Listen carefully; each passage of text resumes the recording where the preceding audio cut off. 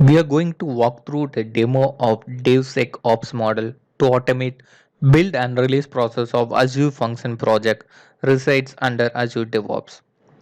Let's start by talking about a term called DevSecOps and why it's become focus in the industry.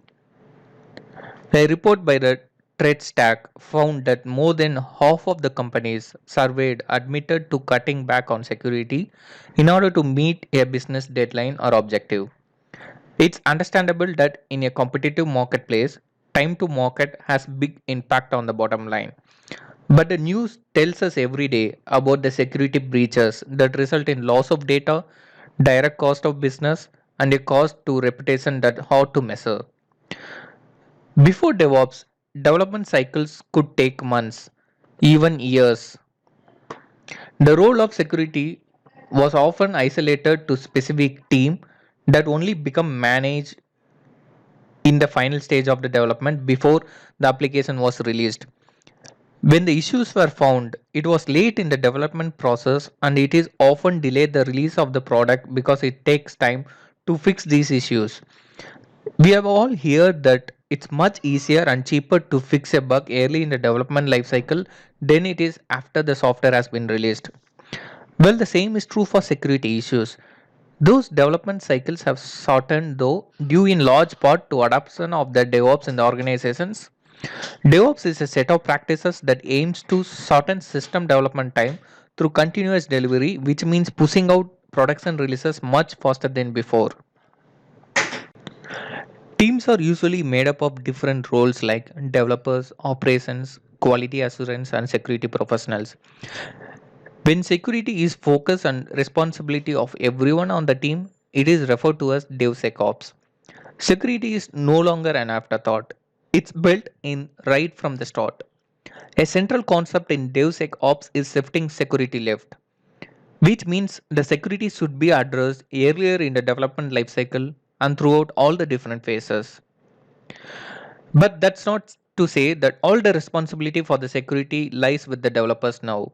A integrated team of developers, operations, and security professionals are all responsible for security within the development pipeline. Some security issues can be nuisance and require specialized skills that developers can't get from reading a guidebook or from generalized training. DevSecOps provides visibility into security issues for the whole team, including the security pros, so they can assess and assist with identifying false positives that may not require fixing.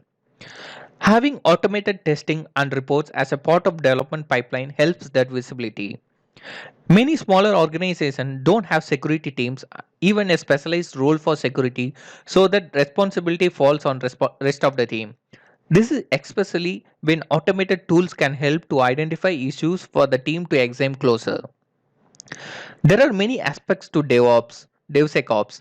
Some involve a culture shift. Security needs to be priority for the management as well as for the DevOps teams. Security requirements should be included in the product backlog and be prioritized to make sure requirements are incorporated into the application development. Infrastructure is an important part too, with the configuration management, monitoring, and alert playing an important role. And of course, incorporating automated security testing tools into your continuous integration process provides consistency and repeatability. Let's see some of the benefits of using DevSecOps approach. Security protocols that are baked into development process rather than added as a layer on top allows DevOps and security professionals to harness the power of agile methodologies together as a team without short-circuiting the goal of creating secure code. The top benefit identified in the study was ability to make full use of cloud services.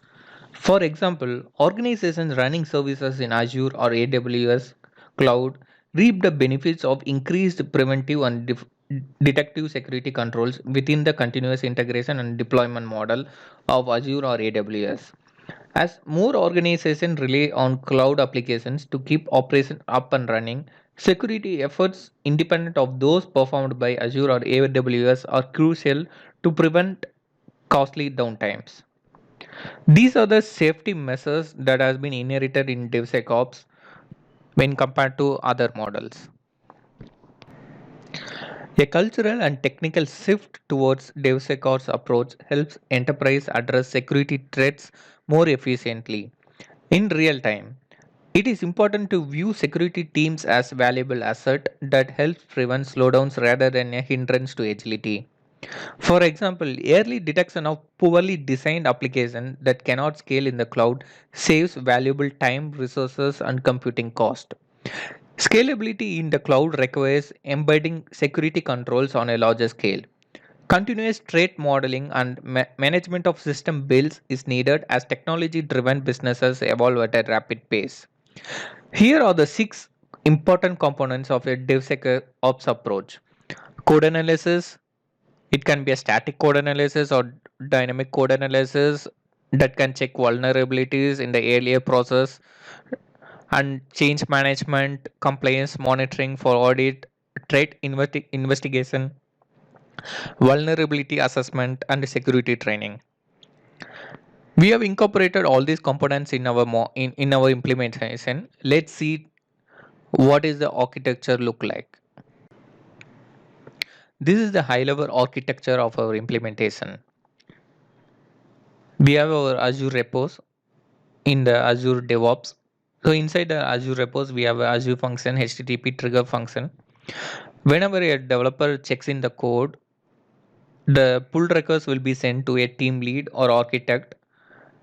So once the team lead or architect reviews the code, if the code gets if the code is okay, if there are no issues, the architect or the team lead will send a request for the merging the code. Whenever the code is getting merged into master branch, build automatic build trigger will trigger. We have included Roslyn analysis in our Azure function project as a DLL. It's a .NET compiler platform code analyzer, inspects our code, basically CSOP or VB code for style quality, maintainability, design or other issues. If there are any rule violations found by the analyzer, they will be reported in the code editor while compiling the code, and all the errors will be listed in the error window. Many analyzer rules or diagnostics have one or more associated code fixes that you can apply to a correct problem. The analyzer diagnostics that are built into Visual Studio each have a associated code fix. Code fixes are shown in a light by bulb icon menu along with other types of quick action. So whenever a developer completed the code, he or she should check all the rules violations by the Rosling analyzers before sending the pull request. Whenever pull request is getting completed, the code will get merged into the master branch. Whenever there is a change in the master branch, the build will trigger automatically. In the build pipeline, we integrated Azure Key Vault, Sona Cloud, White Source Bolt, etc.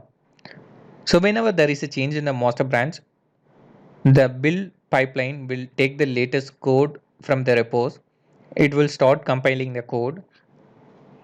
It will run the analysis as per Sona Cloud, and it will also run the open source libraries scanning using the white source bolt.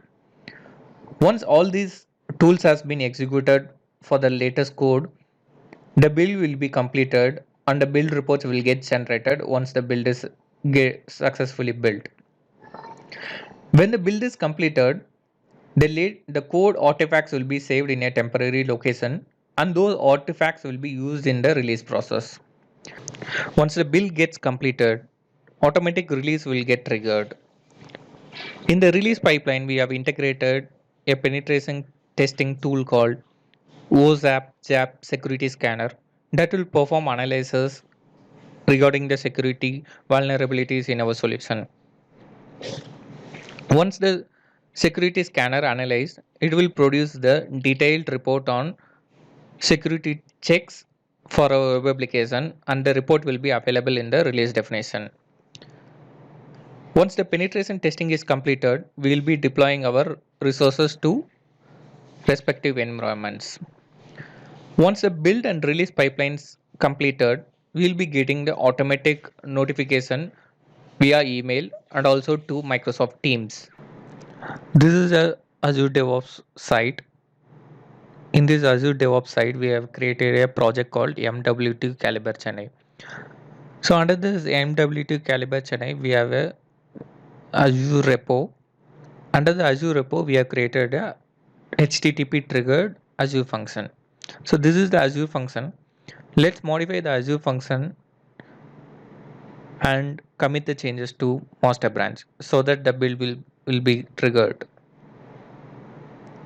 So I just added a empty function over here. So I'm just committing the changes to the master branch.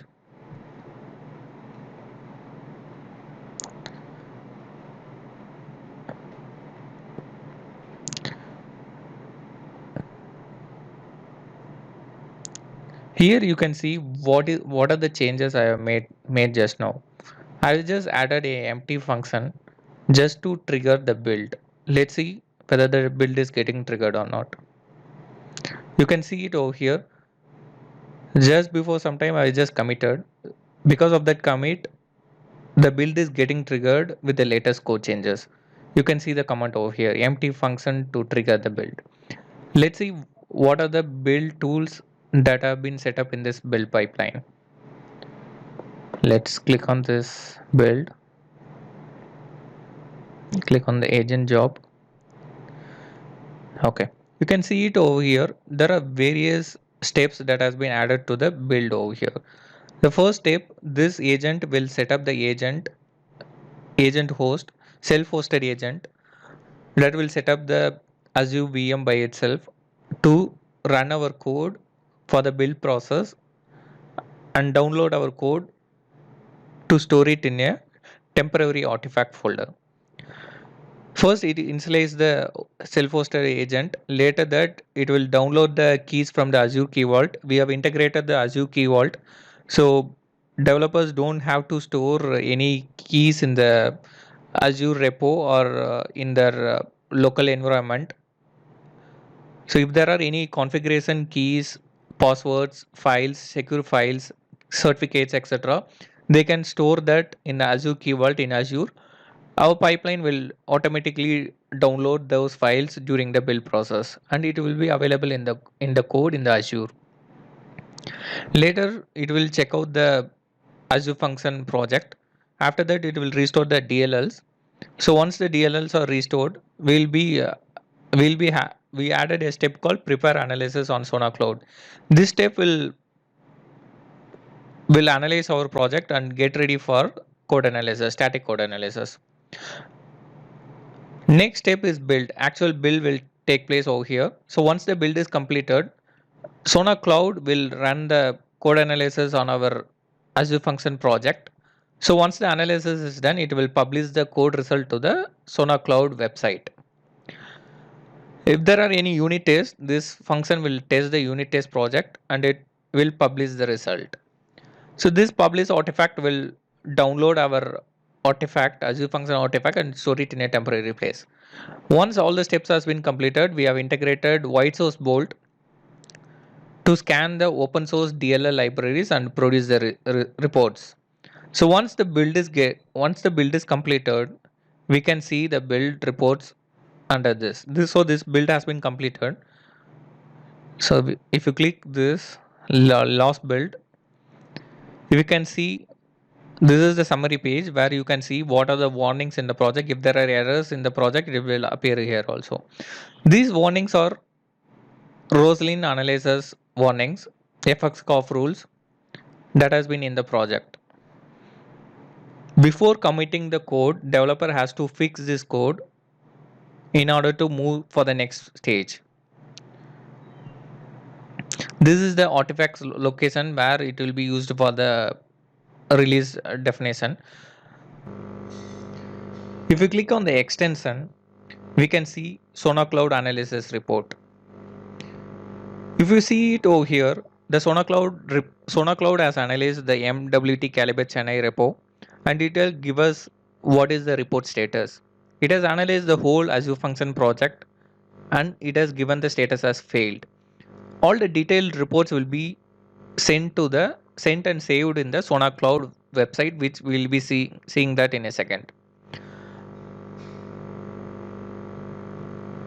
If you click on that link, it will navigate us to the Sona Cloud website, where we will be having detailed analysis and split up of the severities of the issues. If we see in the severity section over here, we can see that issues has been classified into blocker, critical, major, minor, and info. If there are any issues under blocker, critical, major, the status in the pipeline will be seen as failed. Since there are major two issues, that's why we are seeing that failed status in the pipeline. If we click on these issues, let's click one of these issues over here. If you click on each of these issues, Sona Cloud will gives us what is the non-compliant code and what is the solution over here. Developer can always come to this website once the build process has been completed and analyze what is the issues with their code. Before pushing the code to the test UAT environment, these issues should be solved.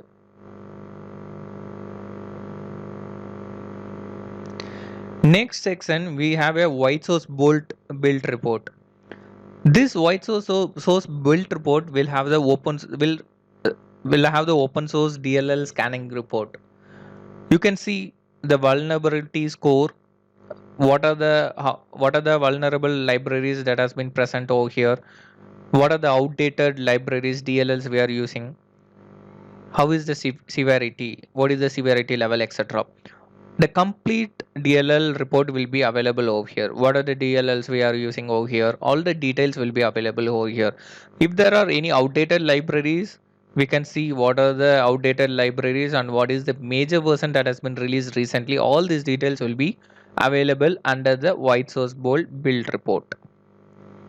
It will also give us the inventory. What are the total DLLs that has been used in our Azure function project? We can always have a check over here. This is the summary of the build reports build process. Let's go to the release process over here. So once the build is successfully completed, release will be triggered automatically.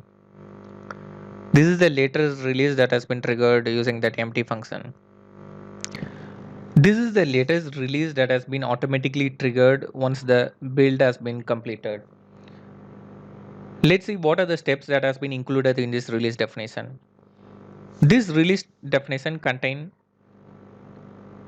OZAP JAP scanner that will run penetration testing. Whenever the build is completed, the release will be triggered. The first step of release will be downloading the artifact from the temporary location. If there are any keys that are needed for this release process, it will get downloaded from the Azure Key Vault directly. After that, these are the steps that has been included for performing the penetration testing using the OWASP JAP scanner. For running the penetration testing using OWASP JAP scanner, we have included a Docker container that runs Ubuntu OS. This step will enter the Docker container that runs Ubuntu OS. This bash script will have the script to run the OWASP JAP application scanner inside this Docker container. This bash script, so once the OWASP JAP scanner runs, HTML and XSLT file will be XML file will be generated as a result of the penetration testing. This PowerShell will convert those XML HTML files to NUnit style reports. So once the file has been converted to NUnit reports, those reports will be available in the test tab. You can see the reports over here. So these are the reports that has been run using OWASP JAP security scanner. These are the security issues that has been analyzed using our Azure function URL. Using these errors or issues, security vulnerabilities, we can have a team to analyze all these issues and act on it based on the severity of the security vulnerabilities. Once the security testing is done, the resource will be deployed to Azure App Service. Once the build and release process gets completed, you can see the message has been triggered over to Microsoft Teams. So this is our general team channel where we will be collaborating with our team. You can see the build report. We can see the complete build report over here. So what is the build, where are the build reports available? In this URL we can see the build reports over there, and what time the build was queued, what time the build got finished, and what is the check-in comments from the developer, and what is the status of the build and result of the build, etc. We can also get notified once the deployment is being done. So whenever the release is done, means the resource has been deployed to Azure, we will be getting the release deployment notification that release has been deployed to Azure, so that we can go and test our Azure function. This particular message is customized message. We have customized this message using the Logic app, Azure Logic app. Normally we'll be getting notified using this single message where we'll be having what is the release number, what is the build number, etc. If you want to customize a message like this, we can create a Azure Logic app or a Microsoft Flow. So whenever a build or release is triggered, we can have a customized message like this, in-depth detailed message about the build and release process. Once the application has been deployed to Azure, we can keep track of the application status, application performance, failed status, what is the response time of the application URL, how many requests has been processed by the URL, what is the application availability time, whether there are any downtime, what are the custom messages, if there are any custom messages that are captured by your application, we can have it in the application insights. We have integrated application insights for our Azure function project. So whenever there are any changes in our Azure function, all the changes will be captured in our application insight. We can see all the charts over here. If you want to see any particular custom messages, we have we have written some custom messages in our application project. Let me show that custom message.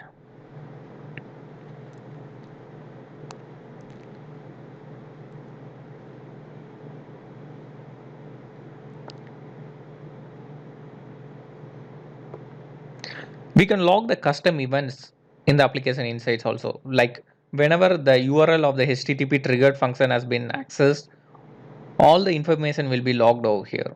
So we have written the application insights in such a way that whenever the HTTP triggered function is processed, all the logs will be captured over here. If someone has accessed the HTTP triggered function, we'll be having the message, right, who has accessed that HTTP triggered function, what is the result for the Azure function over here. In this case, you can see that since this is a document management Azure function, we can see what is the message that has been retrieved using the Azure function HTTP triggered URL. All this message will be captured over here as a custom events. We have written the code inside the Azure function. So this custom events will capture the information about our HTTP triggered function. If there are any errors, if there are any code warnings, if there are any code errors, all this information will be captured in this custom events. So if there are any failures for this Azure function project, for the project, it will be captured in the failures. If you want to see any performance, we can see it over here. If you want to set any alerts, suppose in the Azure function in the application inside, if there are any errors or captured, we can get notified to Microsoft Teams or email. We can set the alerts over here. All the metrics can be viewed over here, like the bar chart or pie chart. We can configure all the metrics over here. This is the logs where we can write some logs and we can customize and we can show it in a dashboard or in any Power BI things over there. As a process of DevSecOps, we have used this application insights to keep track of our application once it has been deployed to UAT, production, or even test and QA. We can see and track all the details of our application, overall application in the application insights. If there are any issues or errors, will be notified in a real time. So developers can always have a look on the application insight errors. If there are any real issues, they can go and fix it in the code right away. Using the custom events function over here, we can also keep track of all the runtime errors that has been happening in the code. We can write the custom events and capture all the detailed information of our application whenever it has been deployed to Azure for the QA prod or UAT environments. We can classify the custom events as information, warning or error, critical error. All this information will be available under the log sections of this application insights. If there are any runtime errors, that will be captured as a process of custom events so that it will be easy for the developers to find where the error has been captured exactly in the code or in which method. As a part of the DevSecOps model for the monitoring and analyzing our Azure function project, we have used application insight as a process. This ends our demo. Hope you are given clear picture on our implementation of DevSecOps model.